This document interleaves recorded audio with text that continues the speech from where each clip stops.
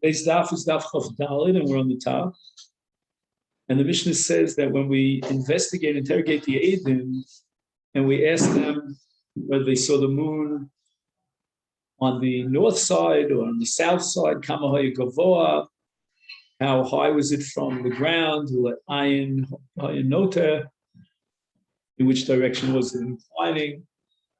Tanachada, now raises a contradiction between two brisos with regard to Tzafona or Droma. In one bris, if the aide says that he saw the new moon Litzfona on the northern side of the sun, Var of Kayomim, but Lidroma lo Omar Klum, then we know this does not reflect the reality, because as we discussed in the past, the moon is always going to be on the northern side.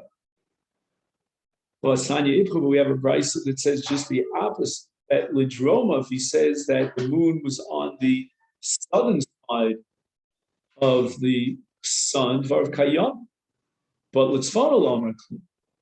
Our answer is Lokasha.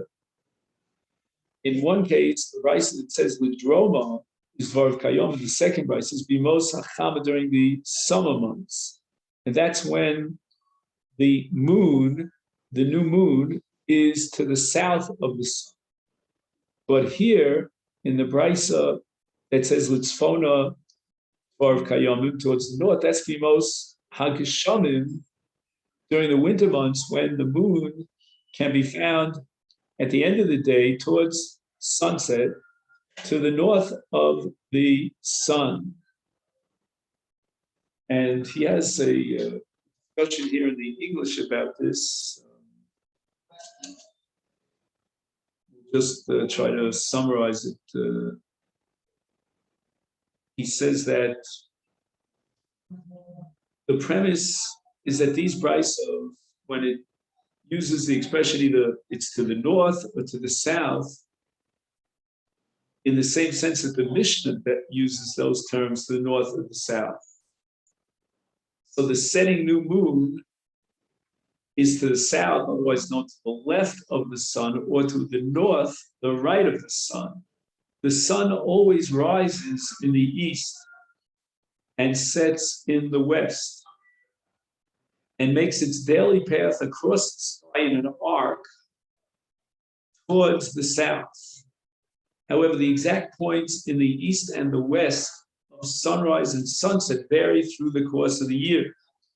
If one draws an imaginary line to the horizon from where he's standing to the horizon, either due east or due west, he will observe that in the summer, the sun rises and sets north of that line, whereas in the winter it raises and rises and sets south of the line. On the summer solstice, which is the longest day of the year, and that's in Tammuz, the sun rises and sets at its most northerly position, rising at the northeastern point, midway between due east and due north, and setting at the northwestern, which is midway between due west and due north. Each day after the summer solstice, the days begin to shorten. The sun rises and sets progressively more towards the south. And on the winter solstice, which is the shortest day of the year, Teves, it rises and sets at its most southerly position. That is, it rises at the southeast point and sets at the southwest. So that explains the discrepancy here between these two brises as to whether or not the moon was visible to the south of the sun or to the east of the sun. To the south of the sun during the summer months, to the east of the sun, to the north of the sun during the winter months. We learned in the Bryce. One of the two witnesses testifies that the moon was seen gavoa min haaretz. How high above the ground level was the moon? Shnei mardos. Mardea is a stick that they use to hit the animal with. when they do the plowing with the animal. The Eid Echad Omer, there's a discrepancy. The second Eid said he saw it at a height of Shlosha Mardos. So there's only a discrepancy of one Mardea. And in such a case, we say a Dusam Kayemis. In other words, this discrepancy is insignificant, and it's very possible to make a mistake about that. And therefore, after he saw the Areach, saw the moon at a certain height, that was one of these two witnesses. The second witness saw it at a slightly different height, and we could do a Kiddush HaChodesh based on a Dusa Mechuvenes, meaning integrating these two Eidim. However, Echad Omer Shlosha, Echad Omer Chamisha, if the discrepancy was two Mardos, a Dusam Betela, then there's no way of reconciling and saying that it's due to an error, but they really saw the moon together. A Hefreshu Gadol, the Efshel Litov spoke. Such a discrepancy is beyond the margin of error. Below Shayach Lomar, and it's not possible to say that each one of the two Eidim saw it at that height, because then, if that be the case, then there's a contradiction between the two Eidim, and one of them is certainly perjury. He's certainly guilty of perjury. Therefore, we cannot be Mekadosh Chodesh based on this testimony. I will start from the Eidus Acher. Okay, now what does this mean? So to really appreciate this, we have to mention a Gemara in Masechet Shvuos, Sadaf Memches. I know it from Bava Basra. But anyway, what happens when you have a contradiction between two pairs of Eidim? Rav Chizda's opinion is, if let's say two Eidim testified that Reuven killed Shimon and two that he did not kill Shimon, then both pairs of witnesses are to be thrown out and henceforth disqualified for any future Eidios, because we know for sure that one of the two pairs was made up of Eidi Sheker. And if that be the case, when our Brisa here, quoted in our Gemara, says, Mitztar for Leidus Acheres, we have a real serious problem here. How can we reconcile that with Rav Chizda, that for future Eidios can accept each one of these Eidim, when we know for sure that one of these two Eidim perjured himself and therefore he's possibly Eidim? So how can you accept him in a case of Didi Momenos, or in a case where he testifies about the moon in another situation? We have to always be afraid that each one of these two Eidim might be an Eid Sheker. Now, as a result, in order to reconcile this with Rav Chizda, we have to reinterpret. It's not a question of using these Eidim or any one of these two Eidim for future Eidios. That for sure they are disqualified. But rather, what happens if a third witness joins this group of two, and he tells us that the height of the Areach is equal to one of the two witnesses, whether it was 3 Mardos or 5 Mardos. And what the Gemara is saying is that now they become one kat, and we rely on 2 out of the 3 Eidim, and now we disqualify the third Eid. So let's say you have 2 Eidim who agree that the moon was at a height of 5 Mardos, then what we're going to do is we're going to take that Eid who testifies that it was only at 3 Mardos, and we're going to disqualify that Eid.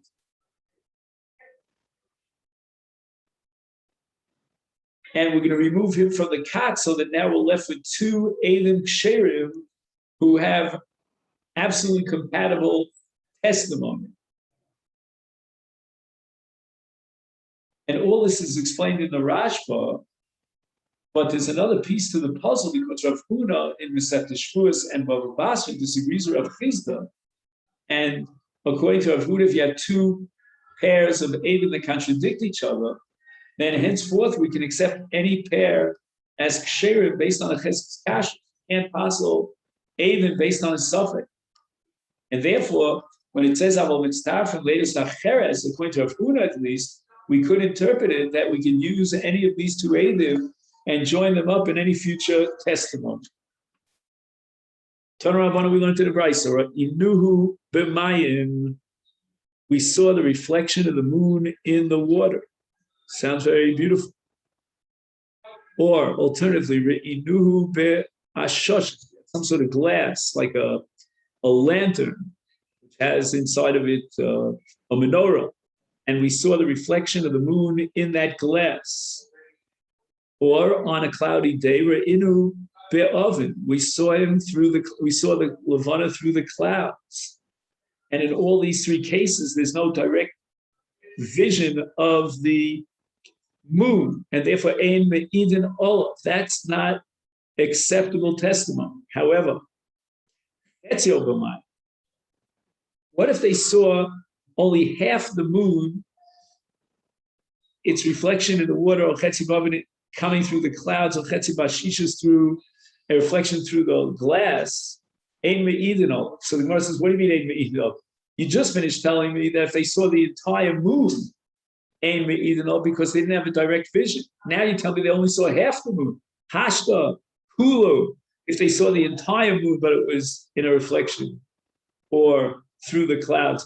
Amrit lo, we cannot accept their age. This is chetzi boy. If they only saw half of the moon, and that half they only saw not directly, but in a reflection, we saw it doesn't make sense that the Bryce would have to add that point of chetzio b'mayim. It's this is what the Bryce means. Chetzio b'mayim v'chetzio b'rakia. At stage one, the Adam saw a reflection of half the moon, and the rest of the moon, the balance, they saw in the sky. Barakia means in the sky. So that's called Misgala Chatzia Yereach.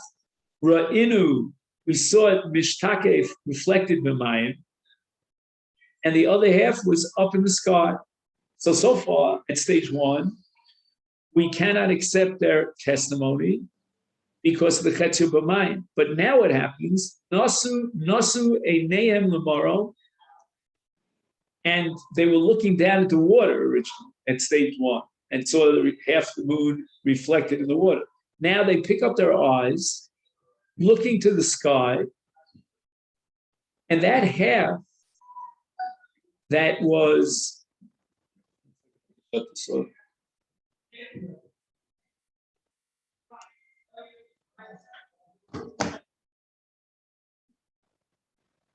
so they picked up their eyes, and Niskase also chetzi banonim v'ro rakes hachetzi hasheni shenisgala at.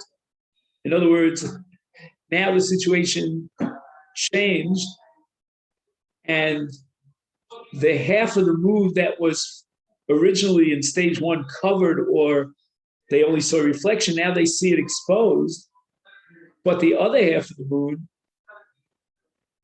is covered. Or the same with Chetzio B'Avu, Chetzio B'Rakia, Chetzio B'Ashichus, Chetzio B'Rakia, Ein Me'idin. In other words, they never saw the entire part of the moon that possibly they could have seen in the sky. They saw two halves of the moon in sequence, but there was never a moment in which they saw the entire moon up in the sky. Let's see if he adds anything. No, I think I looked at it. He doesn't add. Again, I'm going to just read this one more time. Only half the moon was originally exposed, but they didn't see it directly. They saw it with their heads down, looking towards the water as a reflection. Then they lifted up their eyes. V'niskase oso chetzi ba'anonim. So I understand here, it's a little bit ambiguous. That same half, oh,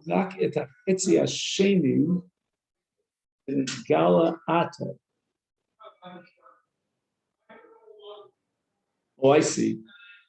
He's saying the following, that initially we'll call that half Y. I'll just use the Y. So the half of the moon that initially the aide saw reflected in the water. That's why now, when he picks up his eyes, he sees it in the sky, but not directly, but rather through the clouds. And now they see only half the moon in the sky, which originally at stage one they couldn't even see. So you might say that what we could do is we can sort of integrate the two halves into one re'iyah, but the truth is they never actually saw all of the moon in a direct vision, because the same half that they initially saw in a reflection, now they see it in a lantern, or they see it through the clouds. Initially, they saw it as a reflection in the water. So that chetzi, they always saw in an indirect vision. And even though now they saw the balance of the moon, the other half, directly, but it doesn't matter because they have to see the entire moon. We learned in the Brisa,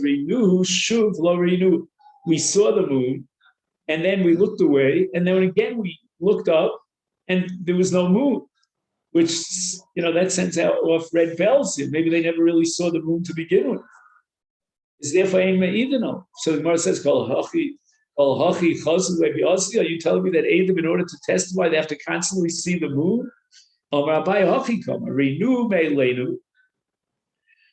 We really weren't looking for the moon. We had no intention to testify. It just sort of presented itself to us. So we weren't really intending and looking carefully to see if there's a moon. It was by the by that we saw the moon. Then later on, we decided, hey, let's check out the moon again. We didn't see it. So can we rely on the original re'iyah, which was me'elenu? Me'elenu means nizdamin lanu, but lo haisa kavanaso lahayit. Ava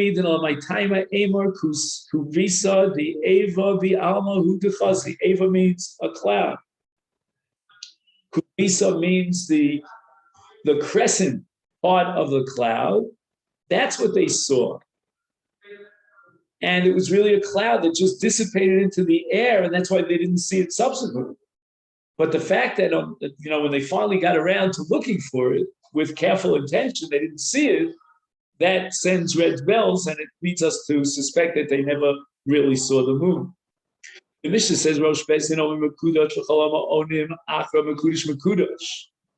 So all told, when we sanctify the moon and we make a verbal declaration that this month, this Rosh Chodesh is sanctified, we say the word Makudash 3 times. Once to Rosh Bezdin, and 2, the people who are there, the crowd of people who respond Makudash. Now the Mishnah records a machlokes. Is it necessary to be Makadish the Chodesh both on day 30, meaning to declare that the previous month was chaser, and on day 31 to declare that the previous month was mole, it was full 30 days? And you and I would have said intuitively, why bother being Kaddish the Chodesh on day 31? I mean, the male it's Kaddish. I mean, there's no other option. If there was no Levana on day 30, then the month is a mole by process of elimination. So the Mishnah first records the Shita of the Tanakama, Bein Shenira Bismano, Bein Chalo, Nira Bismano, Mekachinov. Even if they did not see the moon Bismano, Bismano means on day 30, but rather they saw it on day 31. In both cases, they will testify in Bezdin Mekadosh Chodesh. Lazar, Tzaddik over no. In Lo Nira Bismano, they didn't see the moon on day 30 and be Mekadosh Chodesh on the night going into the day following day 30, meaning that yesterday, day 30 was Rosh Chodesh, but rather the day number 31, the day 30 passed without a kiddush, and now we're up to day 31.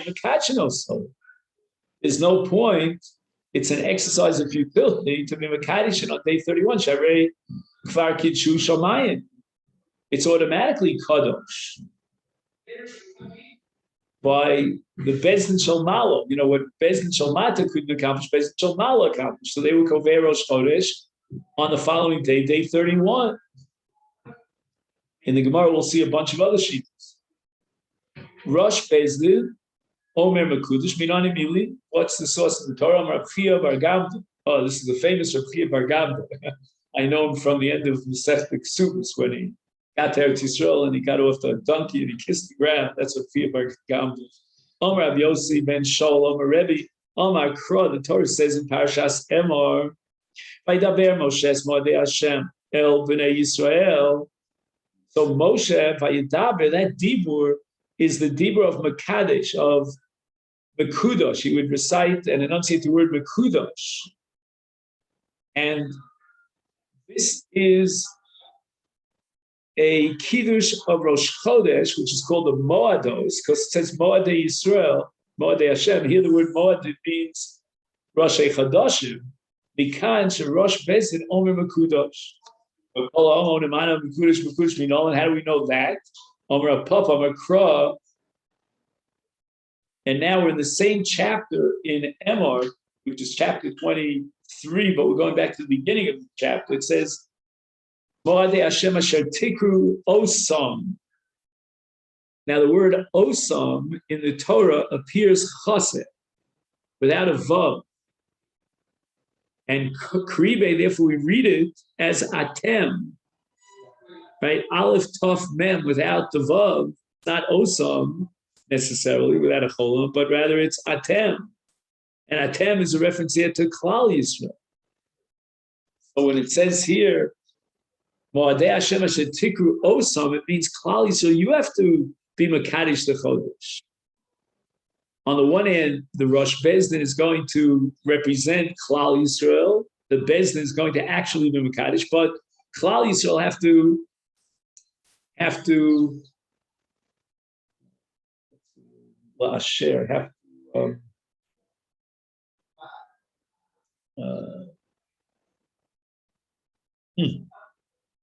I'll use the word accept right now. They have to accept the Kiddush of Bezdin because Bezdin is being Mekadesh the Chodesh on their behalf. And we see it in the word Atem. Rav Nachbar Yitzchak has another alternative source, Elohim Moadai, and the word Haim is completely superfluous. It could have said Elohim Moadai. Haim is a reference, therefore, to the people of Israel who are standing there at the time of Kiddush HaChodesh, Yomru Moadai. They have to say that magic word Moadai, which means Mekudosh. The Gemara asks Mekudosh Shayzimli Lomali. Why do they have to repeat the word Mekudosh twice? And the Gemara answers the Chsiv Mikroi Kodesh. Mikroi, to call out, meaning to say Mekudosh, is written in the plural. To teach us that you have to say Mekudosh twice. Rabbi Lazar, Rabbi Tzadik Omer, Im Lo Nir Bizmano, Ein Makachim Osa. There's no need to be Mekadesh the Chodesh on day 31 because Kfar Katshuv in Hashemayim. Tani, we learned in the Brisa other shitos. Flamo Omer, one of the Tanoim, says that Bismano Ein Mekadesh. If it's the 29-day month, on day 30, there's no need to determine through Kiddush that day, no need to declare that day is Rosh Chodesh. Because that is the normal time for Rosh Chodesh. Until we know otherwise, we always assume the month is made up of 29 days, and we don't need chizuk by saying and declaring Mekudosh. But Shalom Izman, that's an unusual situation where they're ma'aber the Chodesh, and they determine that the previous month is not 29 days, but 30 days, Mekajinos. So we need a Kiddush on day 31, because since it's not Zmano, it needs chizuk through Amiras Mekudosh, Rabbi Lazar, Rabbi Shimon Omer, Bein Kach u'Bein Kach Ein Mekachinos. Whether it was Nira Bismano and they wanted to establish day 30 as Rosh Chodesh, or it was Shalom Bismano and they wanted to establish 31 as Rosh Chodesh, Ein Mekachinos, so there's no need for a verbal declaration. All that Bezdin has to do, and this is their responsibility, is to be Makabel, to receive the Eidim who testify about the moon and to interrogate them. And once they accept those Eidim and they certify the reliability of that testimony, that's enough and they will convey the chodesh al piyah. They don't need to make a verbal declaration. Shenemar, and I'll prove it to you. Says Rabbi Lazar from a pasuk by Yovel. The Torah says at the end of Vayikra, "V'kidashtem et shnasach amichim chana," and these words are completely superfluous because already earlier, because we're up to in Perek Chafei pasuk Yud, but if you look earlier in pasuk Ches, it says "Ushvarta lecha sheva shabbos shanim sheva shanim sheva pamim v'ylecha yemei sheva shabbos shanim teisha v'arbaim shana v'avartem shofar t'shua b'chodesh hashvi." So we see that we have to be mekadesh the shnas hayova. So what do we do with these extra words? Shanim atam mekadesh. It's a mir to tell me that only when we're counting years, or shall we say cycles of 7 years, then there's a mitzvah bezdin mekadesh the 50th year is yovel. At the beginning of that 50th year, they're going to say mikudeshes hashana liyovel. But iatam mekadesh chadashim. There's no need to be mekadesh chadashim. All you have to do is accept the eidim, and that itself generates an automatic kviyas hachodesh. Rabbi Yehuda Mashma Alocha ki Rabbi Lazar B'Psado, which means that if it's a chaser of 29 days, then we need to be mekadesh day 30 as Rosh Chodesh. If it's 31 days, a male, then there's no need to be mekadesh the chodesh. I have a mishnah later on here in this chapter, Rosh Hashana, that says, Ra'uhu Bezdin V'chol Yisrael. If it was obvious that the moon is there, everybody can point to the moon. Alternatively, Nefkaru Ha'edim, they already testified and were subject to all the interrogations that they saw the moon on day 30, and we found that their aid, this is reliable. But Lo Espiku Lo Mekudash Ad Shechosh Choshecha. But before the Bezdin got a chance to recite and pronounce Mekudash, it was already nightfall. And now they're in day 31. And the Brisa says, the Mishnah says, Harei Zeh, meaning this month, meaning the old month, Me'ubar. Me'ubar means that we extended as a mole for an extra day because we didn't get a chance to be Mekadesh the Chodesh before nightfall. And now Abai is Medayik. Me'ubar in, the Chodesh is Me'ubar. We're going to add day 30. Mekudash Lo. What does that mean, Mekudash Lo? Bezdin is not going to be Machris tomorrow, Mekudash. Because there's not going to be a Kiddush HaChodesh on day 31. We pass him like Rabbi Lazar B'Tzadok. The Gemara rejects. Truth is, maybe even when we cover Rosh Chodesh or Tzvano on day 31, we should Mekadesh it like the Tanakam against Rabbi Lazar. And Me'ubar Itzur, the Mishnah wants to tell me Me'ubar, that in this case the Chodesh is Me'ubar. Because again, if not for the Mishnah, I would have said, look, the Edom already testified on day 30,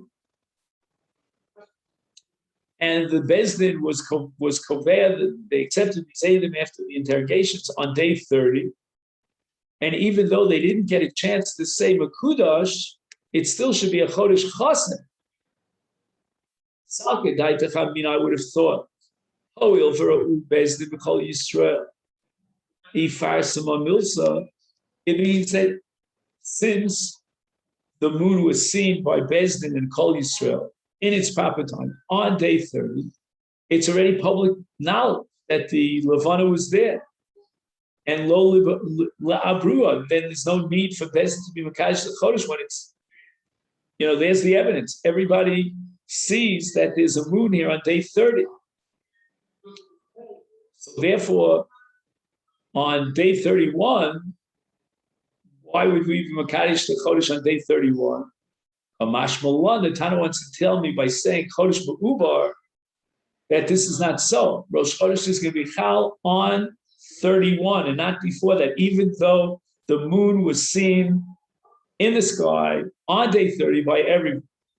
The Mishnah says about Rabbi Gamliel that Mus Suros halavana hayu lo Rabbi Gamliel b'tavla.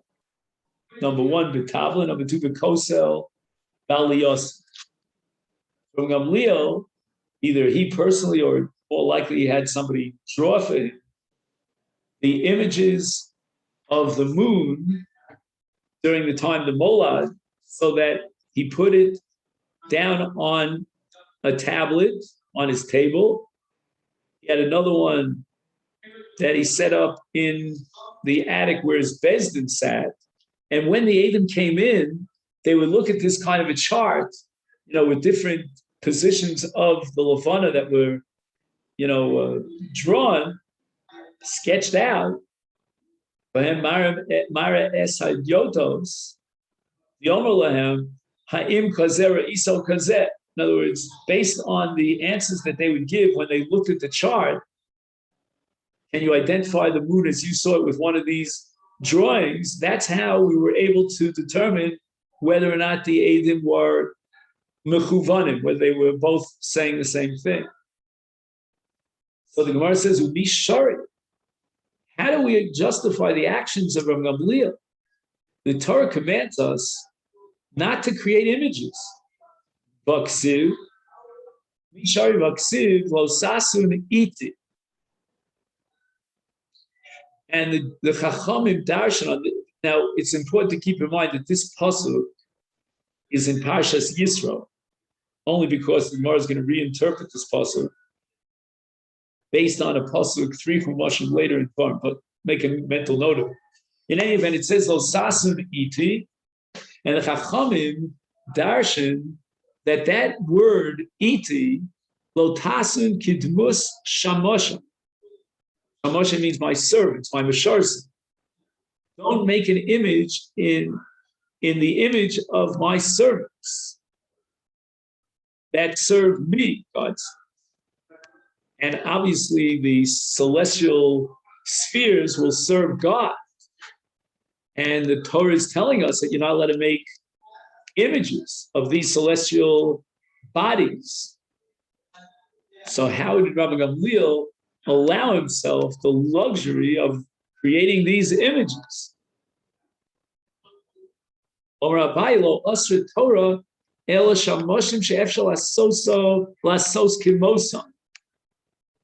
The kind of images that the Torah prohibits of servants of God are images that are exactly duplicates of the original.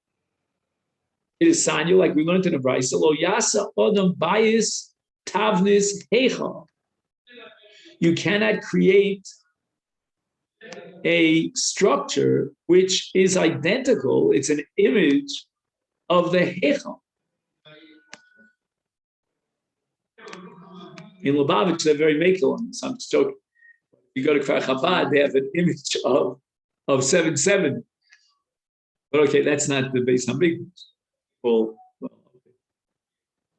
in any event, what the Brisa is indicating is that you're not allowed to create literally a physical duplication, a replica of that which was in the Beis Hamikdash or the Beis Hamikdash itself, with the same volume and the same height and measurements. Achsadra, for example, a chotzer which is surrounded on 3 sides by mechitzos, but on the 4th side it's open and it's kitabnis ulam.